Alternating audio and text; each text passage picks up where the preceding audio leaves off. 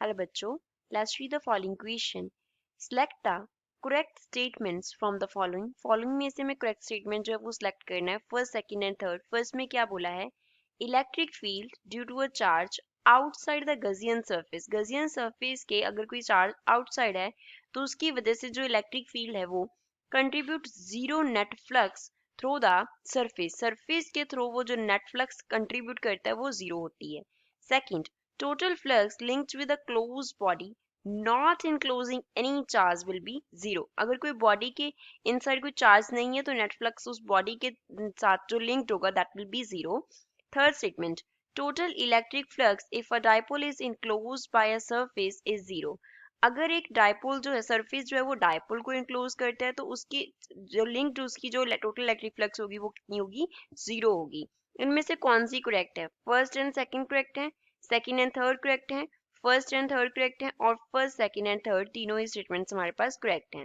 So first of all we will talk about the key concept used in the question. इस question में क्या key concept हम use करेंगे? We will solve this question with the help of Gauss's law.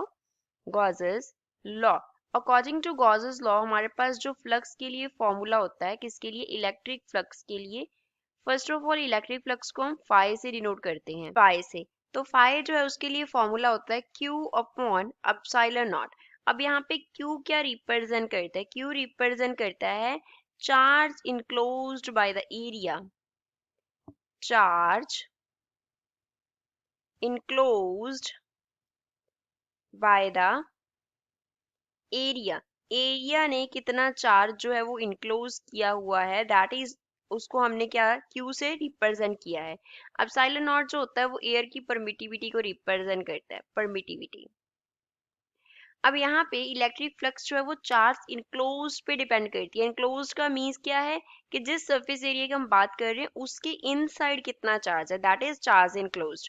तो पहला point, पहला statement, गजियन surface के outside अगर कोई चार्ज होगा तो उसकी वजह से नेट फ्लक्स जो है वो जीरो होगा. ये हमारे पास ट्रू स्टेटमेंट है. फर्स्ट स्टेटमेंट की हम बात कर रहे हैं. सपोज ये हमारे पास क्या है, रैंडम शेप का कोई गजियन सरफेस है. इसके इनसाइड हम यहाँ पे एक चार्ज ले लेते हैं Q1 और यहाँ पे P पॉइंट पे हम इलेक्ट्रिक फील्ड देख रहे हैं, फ्लक्स देख रहे हैं और यहाँ पे हम चार्ज ले लेते हैं Q2.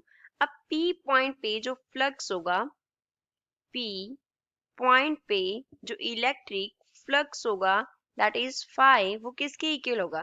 Q1 upon epsilon not के इक्वल होगा. क्योंकि Q1 क्या है? Only charge enclosed by the surface. तो Q2 जो है वो चार्ज सरफेस ने इनक्लोज नहीं किया हुआ, not enclosed by the surface. अगर सरफेस ने इनक्लोज नहीं किया हुआ तो उसकी वजह से गॉसेस लॉ के अकॉर्डिंग हमारे पास नेट फ्लक्स नहीं होगा.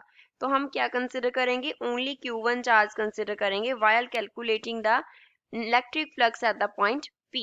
गजियन सरफेस क्या होता है? वो तो हमारे पास रैंडम सरफेस होता है जो हम क्या करते हैं, जैसे हमने P पॉइंट पे निकालना है तो उसके अराउंड हम एक रैंडम सरफेस जिसको हम स्टडी कर रहे हैं वो हम ड्रॉ करते होते हैं. तो ये हमारे पास करेक्ट हो गया कि अगर हमारे पास बाहर कोई चार्ज होगा तो वो कुछ भी कंट्रीब्यूट नहीं करेगा. कितना कंट्रीब्यूट करेगा? जीरो करेगा. Second, total flux with in with a closed body not enclosing any charge will be zero. अब मान लो अब फिगर की ही हम बात कर रहे हैं, जो हमने इनक्लोज ऐसे सरफेस बनाया था जिसमें हमने क्या लिया? P पॉइंट लिया. अब इसमें कोई भी चार्ज इनक्लोज नहीं है तो अगर इस केस में हम नेट फ्लक्स निकालेंगे तो वो भी गॉस थ्योरम से निकालेंगे, that is phi is equals to, अब चार्ज ही इनक्लोज नहीं है तो चार्ज कितना है? जीरो. दैट मीन्स जो इस केस में नेट फ्लक्स होगा that will be equals to zero. वो कितना हो जाएगा? जीरो के इक्वल हो जाएगा. तो हमें जो सेकंड स्टेटमेंट दिया है वो भी करेक्ट है. थर्ड की बात करते हैं.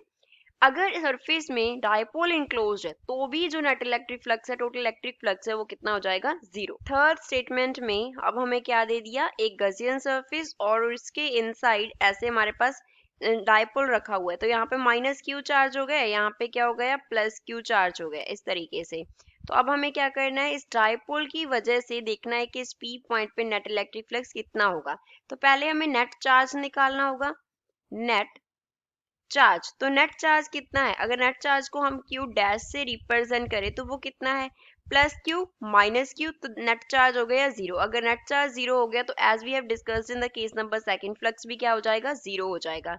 तो थर्ड स्टेटमेंट भी हमारे पास करेक्ट है, विच मीन्स तीनों स्टेटमेंट्स करेक्ट हैं। So D is the correct answer for the given equation. I hope you understood well. Thanks.